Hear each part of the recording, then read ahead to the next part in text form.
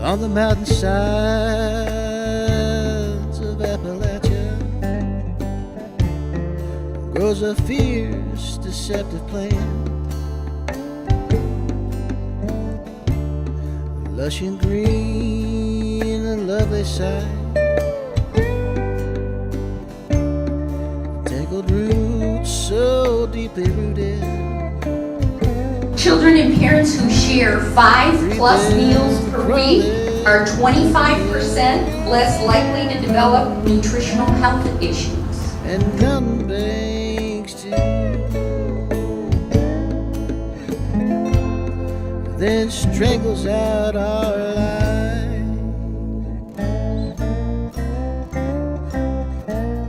One of the things that we all recognize is high prevalence of obesity with youth. And to get to youth, you have to go to where they are. And most of the day they're in school. Diabetes takes a hold much like Okatsu. At first it is silent, sneaking roots into our lives. Over time it grows in silence. Local histories tell some sad stories too. It's so simple about how to solve diabetes. It's so simple how to solve obesity. It's so simple how to solve some of our pain problems that we all are suffering from.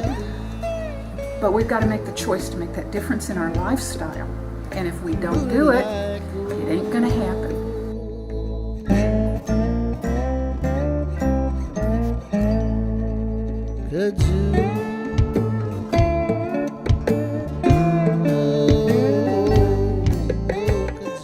I'm Sharon Denham. I'm the project director for the Vulnerable Population Project, where we're aiming to prevent type 2 diabetes in rural Appalachian counties. Part of 13 states are in the Appalachian region. The rates for diabetes are higher than in any other geographical area in the United States. We have a largely Caucasian population that lives in the northern and central Appalachia. However, in southern part of the Appalachian region, we do see that the numbers of African American population are much higher.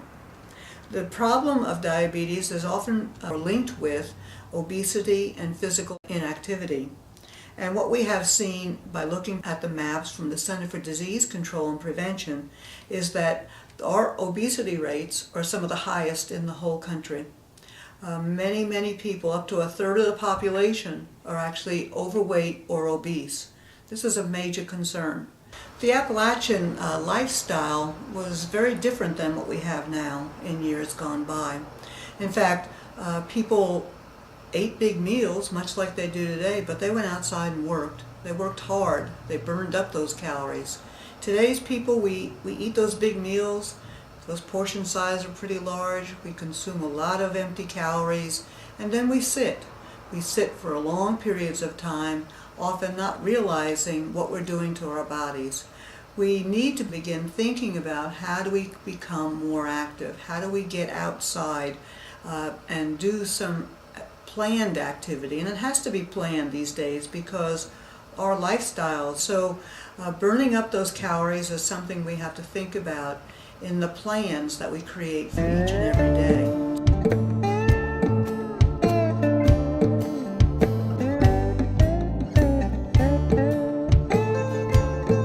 I've known from the time I was a small child, my grandmother, Robertson, had diabetes.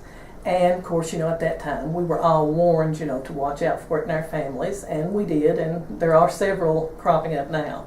Well, Deborah didn't want me to add this, but I can tell you what I attribute to a lot of the increased diabetes in this area is cousins marrying cousins. Because when you have diabetes on one side of your family and you marry somebody who's a distant cousin who has diabetes in their family, then you've doubled up on the chance of your children having diabetes. That's where your problem came in, because we were an isolated area. There were very few people, very few roads to get in here, mostly pathways. And at that time, it was close cousins marrying close cousins. But now it's distant, but still, if you were born and raised here, and your families were born and raised here, anybody you marry is going to be a cousin somewhere. Probably wouldn't like it if anyone else did, but we always tease each other here about one big eye right in the middle of your forehead. Well, it's really prevalent in this area. And we're all sort of used to it. Some people just ignore it and think it's going to go away, but it won't. Well, I have a family history of diabetes. Both my grandmothers were diabetic. My father is pre-diabetic, and then my sister and myself both have had gestational diabetes, which is diabetes when you're pregnant. And I am actually pregnant with my second child, and so far, no gestational diabetes. But, you know, it's something that can definitely be an indicator of developing diabetes later in life. You know, things you deal with in pregnancy, it's kind of a window of what could happen later. So it's something I'm going to have to watch out for. I may not fit the physical profile of a type 2 diabetic, but it's definitely, I think people need to understand it can come in all shapes and sizes. It definitely does follow, you know, obesity and people that are overweight and that sort of thing, but not always. Of course, I have experience with my mom, and I knew about that. And then when I got it, I cried for days. Really? Because I knew, you know, what it could do. It was a terrible thing to have. But it was in the family, so I guess you kind of expect it. I only have an uncle that had it pretty bad. And I have one sister that she's right the opposite. She has low sugar, and she does pretty good. Well, mine was actually more of experience with my mother first, and my grandmother. You know, my grandmother had diabetes for years, for as long as I can remember. She ended up with multiple complications with heart attacks and open heart surgeries, and she lost her feet. So she had a lot of the complications, and this was years ago before I knew much about it.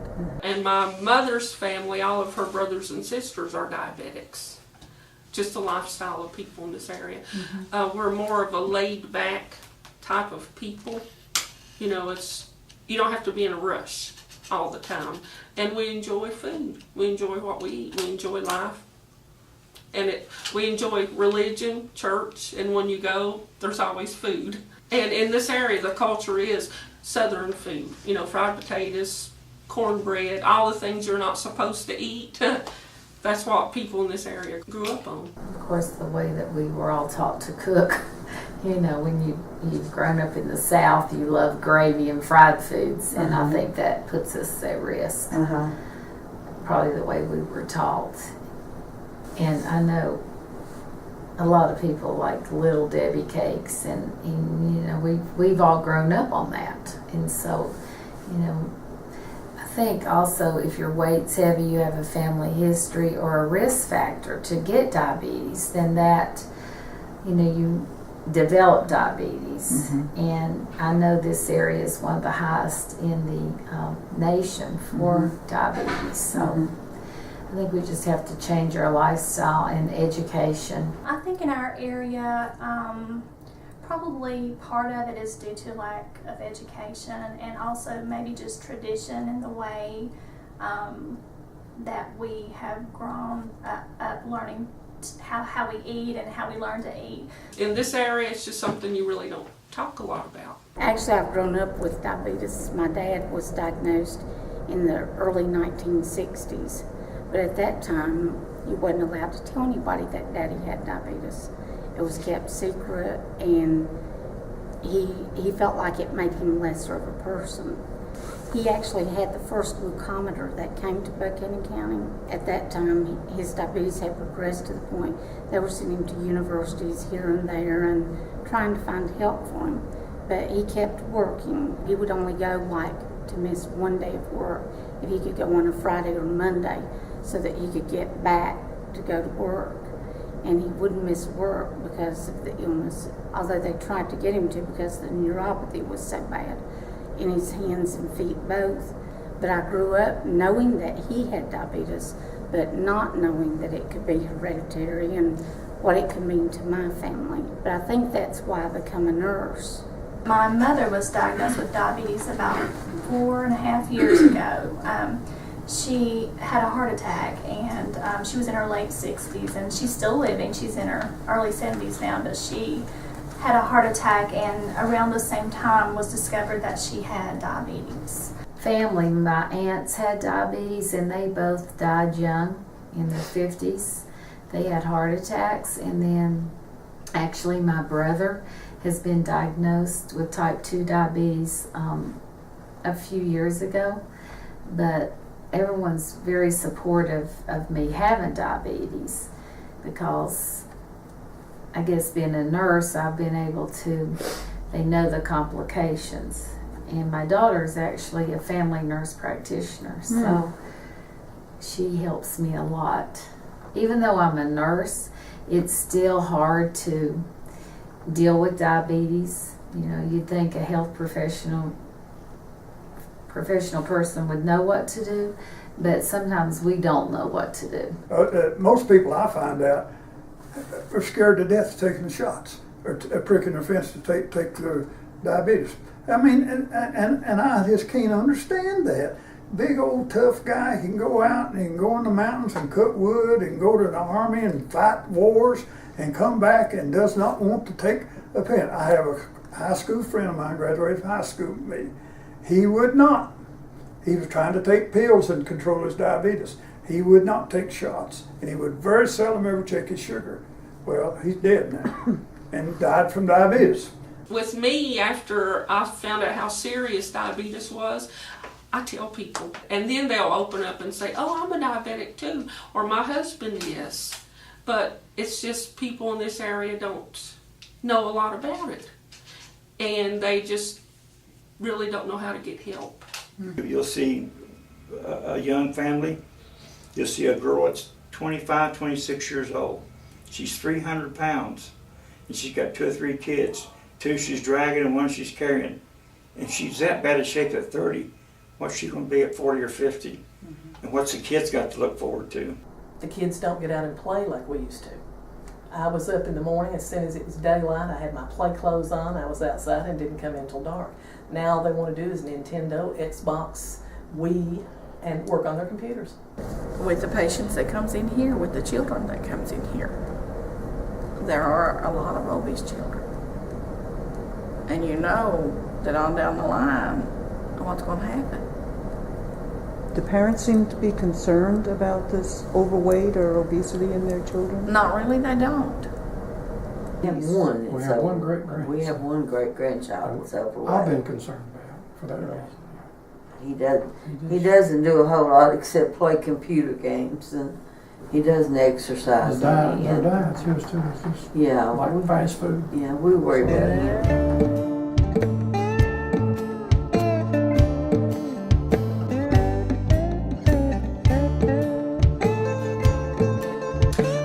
Just spend a few minutes talking about the difference between type 1 and type 2 diabetes. Many times people get these terms confused. In the past, type 1 diabetes was often called juvenile diabetes and often occurred in children or folks under 20 years old. When we talk about those with type 1 diabetes, we're usually talking about 4 to 6% of the people that actually have been diagnosed with type 1. Type 2 diabetes is the one of greater concern today. In fact, probably 94 to 95% of the people that have diabetes have type 2. Type 2 diabetes is a disease that we generally would see in much older people. In fact, the older we get, the higher risk we are for this disease. But today we're seeing type 2 diabetes being diagnosed in people much younger. In fact, 20s, 30s, and even some young people still in their teens are being diagnosed with type 2 diabetes. This is of great concern because if you have this disease for a long period of time, in other words 15, 20 years, you begin to have complications from that disease. And those complications then can reduce the quality of life one has. Type 2 diabetes can be managed, it can be prevented, it can be delayed.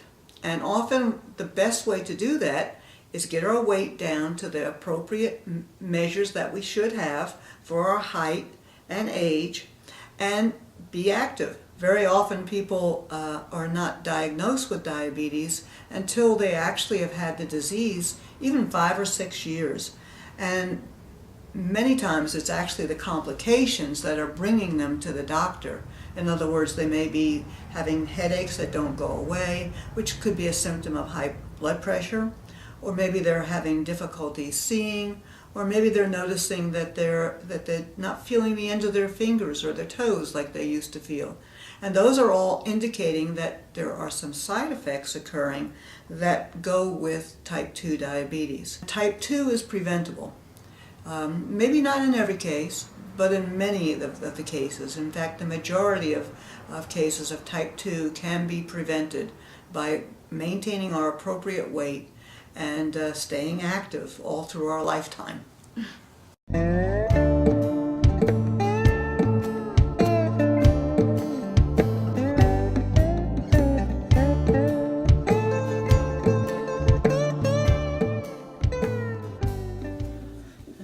I don't know. This is something you got to be very careful with, which I hadn't been over the years when I first started out. Fear. It's scary. It's a whole change of your life. You have to change everything. Change your way of thinking, your way of eating. I don't know whether it was more fearful for me because I do have a little medical education. I do work as a nurse, and a lot of people don't have that. Mm-hmm. So they don't see the end result like I do. It can be a very scary word. If you're ignorant of what the word is, it's not scary, but when you know what it is, it becomes very scary. The thought that may come into your mind that, you know, whatever religion you are, you're going to pretty soon meet your maker, because it has a lot of negativity to it. When you talk about maybe losing your arms and legs and your sight, anytime you hear about the subject, you usually hear about the worst part of it. They don't hear about, well, how it starts and how you can handle it and treatment of it and so forth and that. You just get the negativity of it. It's a disease. It, at this point in time, is not curable, but it's controllable and it's treatable. You're very sick, but you need medicine to help you, and basically that's it. That it's a lifetime illness. It's something you have to deal with every day that you live. It affects everything that you do. It's not just an illness, say for instance, that you might have migraine headaches. It's something that affects every portion of your body. I think about a serious illness that's affecting people in our region, and I think the word people are taken too lightly in the fact that they don't understand, most people don't understand the severity of diabetes and how it can affect their life. I think of people that really don't take care of themselves and lose feet and toes and eyesight and stuff like that. When I hear that, I think of the worst. I think of like losing somebody. The first thing that I think of is the fact that so many people don't have a clear understanding of what diabetes is and of kind of more of the long-term complications or effects that can result from diabetes. I think there's sometimes a genetic role that plays in developing diabetes, but I also think sometimes it's an interaction between genetic predisposition and environmental factors such as diet, lack of exercise. Definitely obesity is a major contributing factor to diabetes. Mm-hmm. I think of an epidemic. I think of something that's just becoming more and more prevalent. It's spreading not only from adults, it's going into the younger generations, and it's a scary thing. People are afraid of it. They're confused. They don't have a good understanding, I think, of diabetes. It's a complicated disease. I think there's an urgency associated with that word. Something needs to be done in order to kind of reduce the prevalence because it's spreading so rapidly. Angry. Your mom had it. So yeah.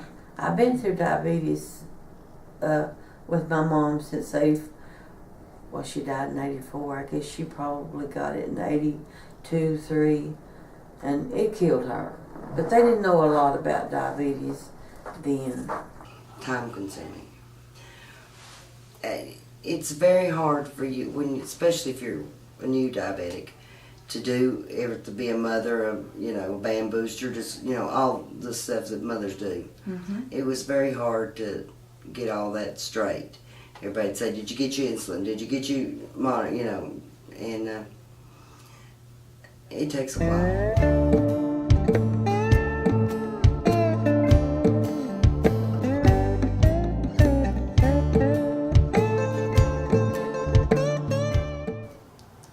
Sometimes people ask the question, is this a genetic disease? And I usually say, well, it could be a genetic disease, but really it's a family disease. And by that I mean it's a family disease because we spend our time together within a household.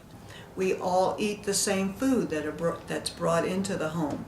And we have traditions and celebrations and rituals that we share. And those things are the things that often make us more inclined to have higher risk for diabetes within our families. If you're a person that has type 2 diabetes, then chances are there's other people in your family or even in your household that have it also. Being from the Appalachian region, I know that biscuits and gravy are a favorite for many of us. We tend to like fried foods. Meat and potatoes, too many sugary drinks. We're consuming foods every day that are processed. It's really important for us to begin thinking about how it is we eat. How much food are we eating? I know if I go to a restaurant, they often serve me a platter, and that platter is supposed to be for one person. And realistically, if I eat all of that, I probably have consumed enough calories for my entire day, and maybe even a little extra. And so we have to think about the foods that we're eating, the way we're cooking them. Most people, when they have diabetes, have a difficult time managing the disease. When we think about managing diabetes, it really is a number of things you have to watch for. Certainly eating the right foods, eating the right portion size, avoiding very sugary products and things that are high in carbohydrates are important. But there's other things too one needs to be careful about. For instance, do you go to the doctor and see them regular? Being active. It's very important that we exercise and get some vigorous activity every day. We also need to think about medication. Now, everyone that has type 2 diabetes doesn't always take medicine. Some people can monitor their disease and manage it very well by the foods that they eat and by the exercise that they do. Making sure that you don't have sores that aren't healing. Sometimes when people have a really big belly, they have a difficult time seeing their feet. And paying attention to what's happening with your feet is important. Another thing that people don't think about very often is taking care of their eyes, going to the dentist. There's a very great body of knowledge growing that if you have poor oral or dental care, that you may be also at higher risk for diabetes or for complications related to that. We do know also that type 2 diabetes can lead to complications, and those complications might be something like high blood pressure, a heart attack, a stroke, even cancer. People with diabetes are at higher risk for cancer as well. One of the things that's been really made clear over the last few years through research and study is that if we prevent type 2 diabetes, we often are also preventing all of those other complications that might come from it. So this is a very good reason for us to really be much more concerned about our lifestyles.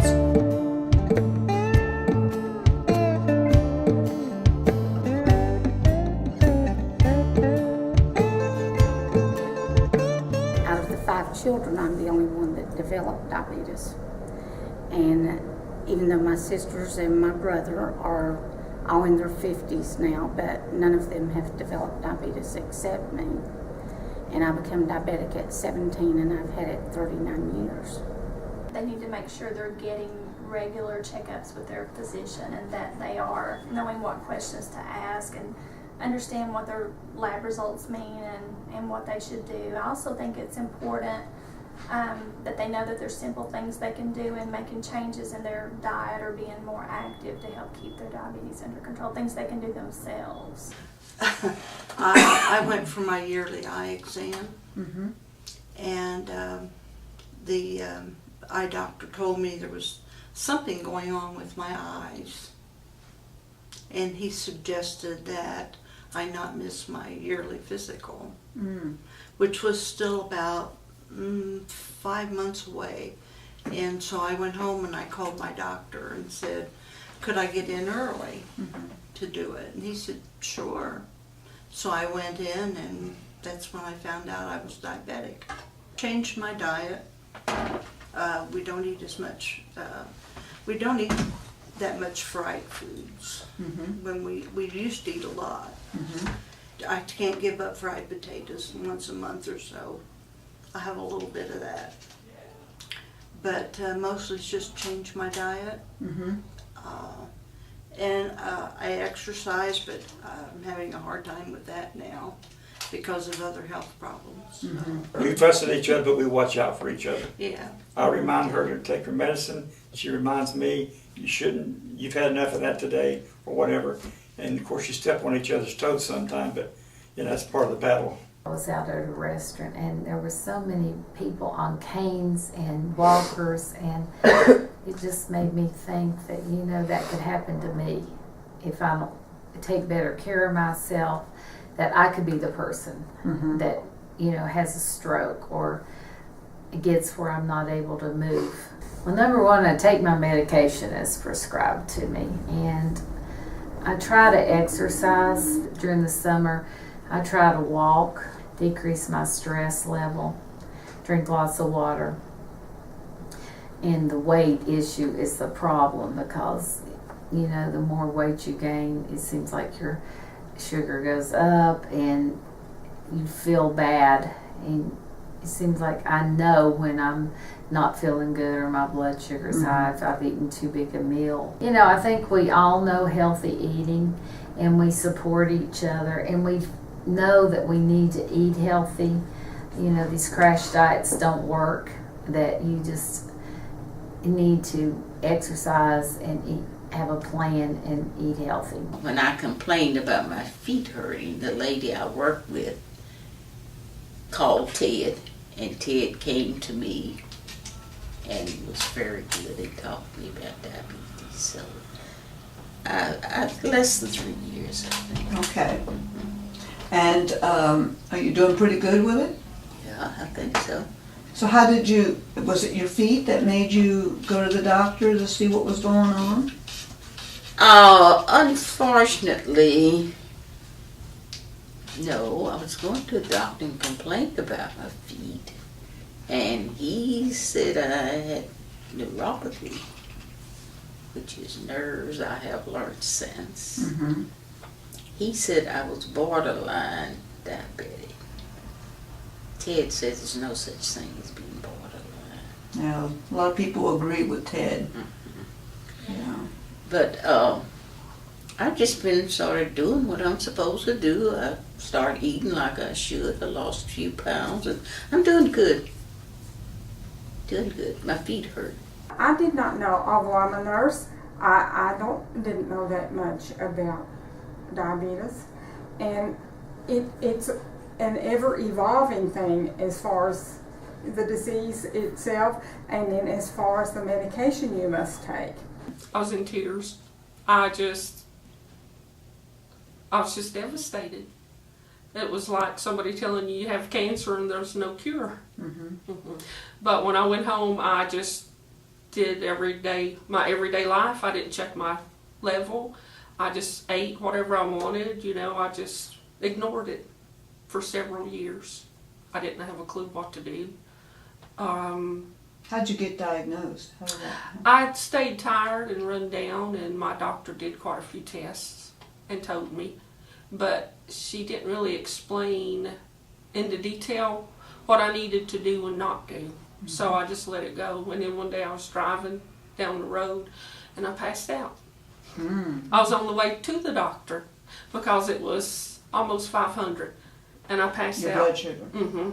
Was almost 500, and I thought, well, I really need to go and see what's going on. And then when I did, it opened my eyes to that it's something that's really important that you need to check out. Well, I don't eat any sweets. Of course, that's how one of the ways I discovered I had diabetes. Sweets became bitter to me, even though I really loved. I would have my dessert before I'd have my meal to make sure I had room for dessert. But suddenly they became bitter, and I just didn't like the taste of them. I don't eat bread. I don't like bread anymore. I don't have pastas except very, very seldom. Mostly it's lean meats and salads. And as we were talking, it's such a long-term thing, you tend to forget about it. Unless somebody asks you, do you have diabetes? And you say yes, and they say, what do you eat? Mostly it's what do you eat?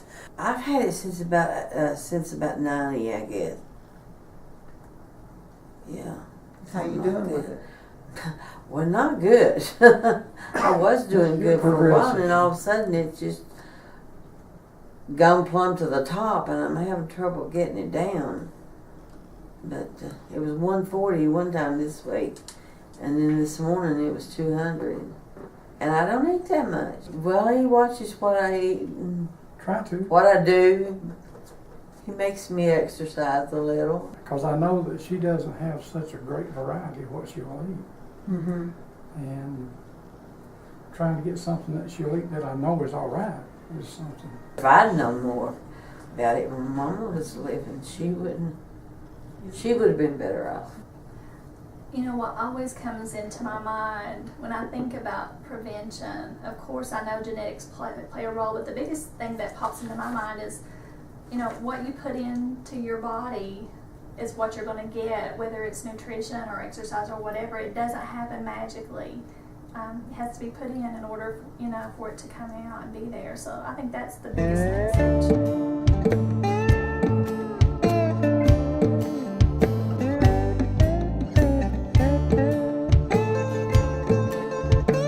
In this project, we're working with diabetes coalitions from each county.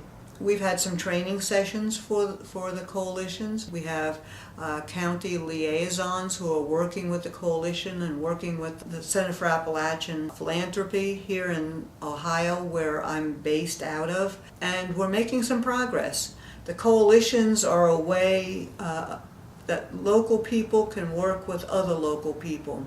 This is the only way it's going to get done. We have to work with each other. We have to support one another. If we don't hold hands, join forces together, nobody is coming to help us to do this. I often use the term citizen action. And to me, citizen action is all of us working together to make a difference in the place that we live. We need you. We have to do it ourselves. And so we need you as an important link in that big chain that ties our community together and fights this silent killer of type 2 diabetes. I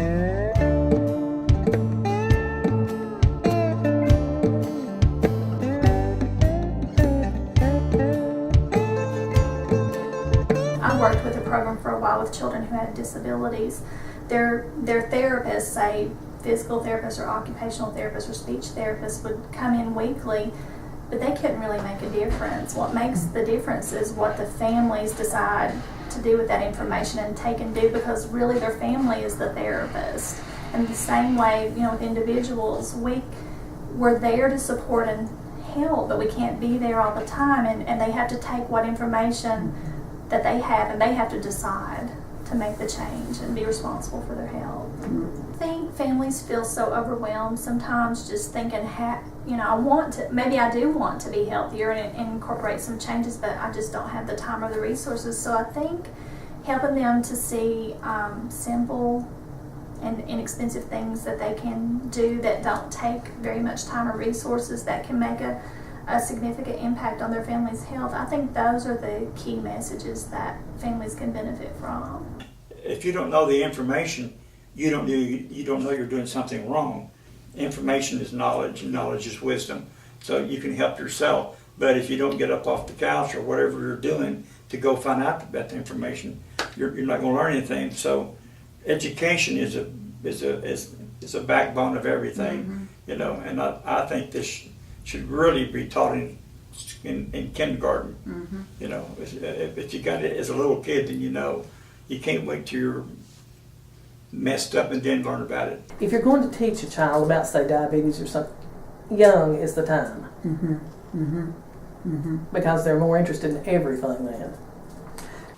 Once a year for the children in Russell County, they have a diabetes camp. I usually go and volunteer to help with the kids. And my nieces and nephews are small, so I get their families to bring them so that they can learn more about diabetes, because I don't want them to end up with diabetes if they can help it. You know, we all have to work together, and I know diabetes is a big challenge.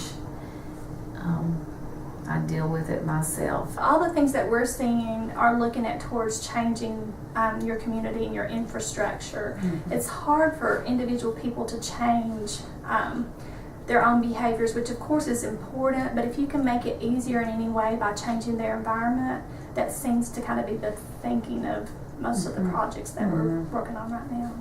We did a program through the Virginia State Nutrition Office called Champion, and we partnered with work sites. We actually scheduled work sites, and we would come out and do this program with their employees who wanted to participate, and it was I believe a 6-week program.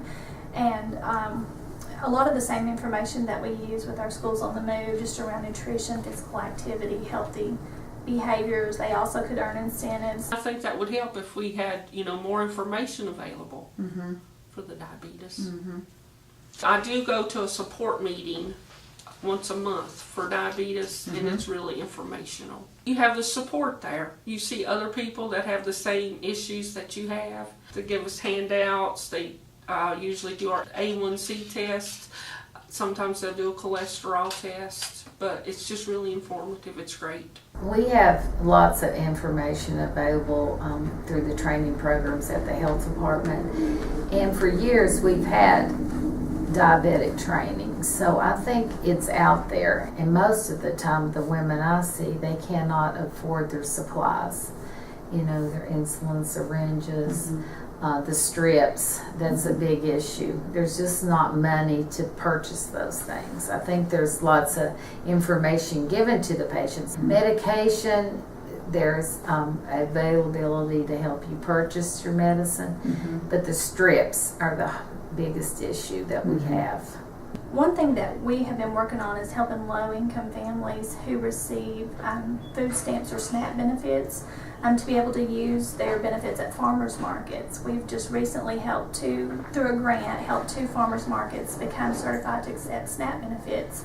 So clients can actually swap their SNAP cards at farmers markets, which sometimes have more reasonable prices on their produce. We have a grant that we've worked with to help them use their SNAP benefits to purchase like a produce box through a program called Angel Food. Several of the school nurses have attended our community and coalition meetings around chronic disease prevention. Well, I think it would be good if we could give them simple ways to exercise, and also simple cooking tips, things that would help. And I know Shirley Miller has the classes that help patients learn these techniques, but maybe if we could travel to different areas and do it instead of just having the people travel to us. Because like you said, a lot of people don't have gas mileage, and they have to travel pretty far to get here to Wise. I think it would be helpful if we did bring it up in church more, and had small educational classes for the church members to attend, even before church or after church, or for the pastor to bring it up, and have more pamphlets available in the churches. We've had certain churches that have been real supportive in allowing us to use their facilities to do community meetings or educational programs and different things like that. And just recently, through one of the programs around childhood obesity, we've actually been partnering with Glenmorgan Chapel Church, which is where we are today, to help promote the Angel Food program. Are getting ready to start a new project that's called CHAP, and that's around teaching individuals in the community to be health ambassadors for people that they know. So we're hoping to partner with several churches throughout our district to teach 10 ambassadors at a time to advocate for their family members, their church family, or anybody else they want to help advocate for around knowing more about health equity and disparities, how to navigate the healthcare system, what to ask your doctor, resources in the community, and that type of thing. If there's anything I can do or say to help somebody, that is one of my favorite songs. If I can help somebody as I travel this world, then my living will not be in vain.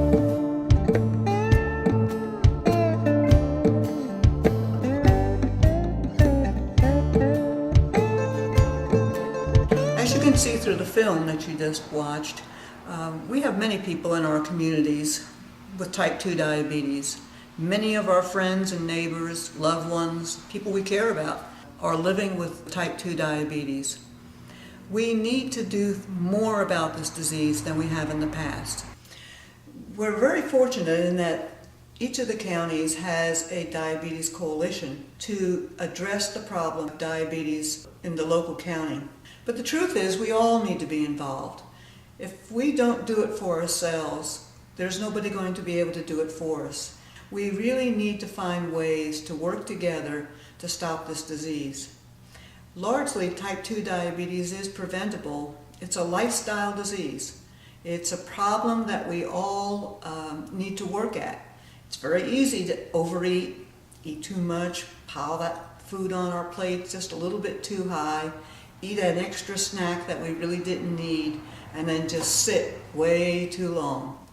We need to be able to support one another so we can change these behaviors. As we think about policy and the environment and how each of us can change our behavior so that we can all be more healthy and have a better quality of life. One of the things that we're doing now in the future is we're working with the coalitions and really focusing on their work in the community with young and old to prevent type 2 diabetes. In addition to that, we're starting a faith-based health ministry where we're inviting churches to come and join together that can help the church understand the way body, mind, and spirit work together so they can be healthy in every sense of the word. I hope that you'll check out these programs, that you'll connect with your local diabetes coalition and find the information that you need to make your life healthier, and start right now. We have these amazing bodies, and they overcome awful things. I mean, the men who have been in wars and have lost limbs and have learned to walk with prosthetics, the body has an amazing ability to cure itself. But we have to make some choices about what we're doing to it for it to be able to kind of clean up what we're hurting it with. Lush and green, a lovely sight. Tangled roots so deeply rooted,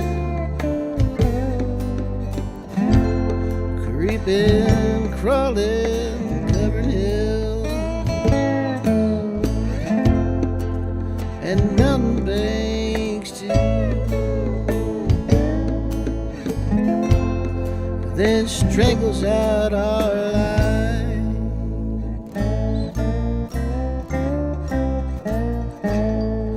Kudzu,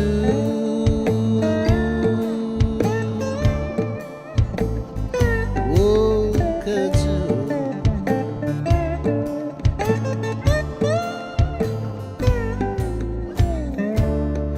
Diabetes takes a hold much like old kudzu. First it is silent, sneaking roots into our lives. Over time it grows in silence. Local histories tell some sad stories too about what this disease has meanly done. Diabetes in our families